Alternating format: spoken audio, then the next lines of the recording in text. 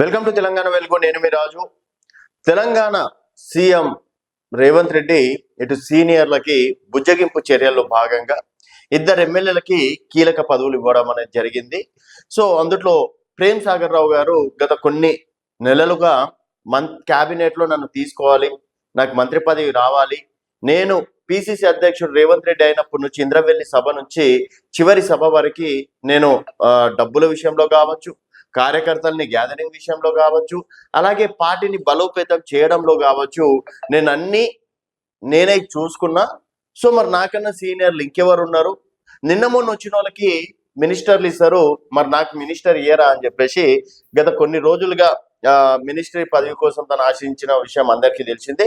So మొత్తంగా వారికి Telangana civil supplies corporation chairman గా అలాగే క్యాబినెట్ హోదా కల్పిస్తూ ప్రేమ్ సాగర్ రావుకి బాధ్యతలు ఇవ్వడం అనేది జరిగింది ఈ రోజు.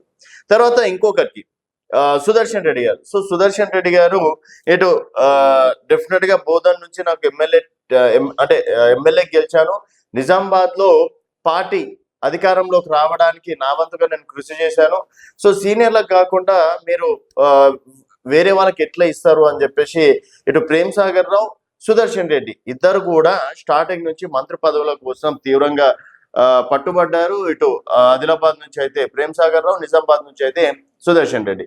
సో ఈ రోజు రేపు అనుకుంటా తీర 3 మంత్రి పదవులు ఎవరెవరికి వచ్చినాయి. అడ్లూరు లక్ష్మణ్కి వచ్చింది, తర్వాత భక్తల్ ఎమ్మెల్యే వాకిటి శ్రీహరికి వచ్చింది, వివేక్ రావడం అనేది జరిగింది.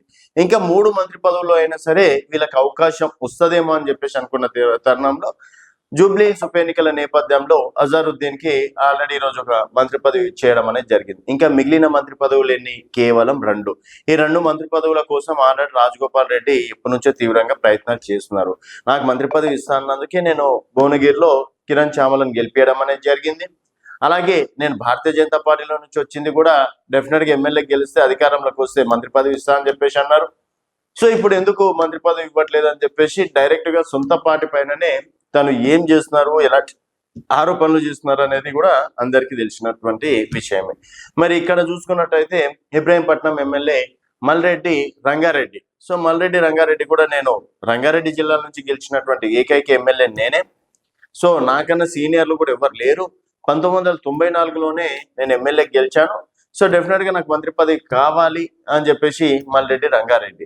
ఇక్కడ చూసుకున్నట్టయితే పరిగి ఎమ్మెల్యే కావచ్చు, తర్వాత మరికొంతమంది సీనియర్ నాయకులు కూడా మంత్రి పదవి కోసం ఆశిస్తున్నారు. సో మొత్తానికి కేవలం ఇంకా 2 మంత్రి పదవులు ఉన్నాయి. మైనార్టీలకి మంత్రి పదవి ఇస్తా అని చెప్పేసి ఎప్పటి నుంచో చెప్పారు. సో అజారుద్దీన్ కి ఇవ్వడం అనేది జరిగింది. మరి మిగిలిన మంత్రి పదవులు 2 ఎవరికి ఇస్తారు అన్నది సస్పెన్స్. సో మొత్తానికి అయితే ఇక్కడ సుదర్శన్ రెడ్డిని సైలెన్స్ గా సైడ్ జరిపేశారు. ఇక్కడ ప్రేమ్ సాగర్ రావుకి కూడా సివిల్ సప్లైస్ కార్పొరేషన్ చైర్మన్ ఇచ్చి వారిని కూడా సైడ్ చేశారు. ప్రస్తుతానికి రేవంత్ రెడ్డికి కావచ్చు, సీనియర్ నాయకులకి ఒక హెడ్ఏక్ అనేది తప్పిందని చెప్పేసి కూడా చెప్పవచ్చు ఈ సందర్భంలో. ఎందుకంటే మంత్రి పదవి అనేది ఇప్పుడు 2 ఉన్నాయి. మళ్ళీ వీళ్ళు కూడా కాంపిటీషన్ వస్తే మళ్ళీ ఎక్కడ పార్టీ అంటే భేదాభిప్రాయాలు వస్తాయో అని చెప్పేసి వారిని సంజాయిస్తూ మొత్తానికి నేను అజారుద్దీన్కి ఇవ్వడంతో వీళ్ళు కూడా గరం అయ్యారు. వీళ్ళు గరం కాగానే వీళ్ళకి 2 కార్పొరేషన్ చైర్మన్, ప్రభుత్వ సలహాదారుడిగా ఇద్దరికి క్యాబినెట్ హోదా కల్పిస్తూ ఉత్తర్వులు జారీ చేయడం అనేది జరిగింది. మరి ఇటు ప్రేమ్ సాగర్ రావు కావచ్చు, సుదర్శన్ రెడ్డికి న్యాయం జరిగిందని మీరు భావిస్తున్నారా అనేది మీ అభిప్రాయాల కింద కామెంట్ రూపంలో తెలియజేయండి. చూస్తూనే ఉండండి తెలంగాణ వెలుగు.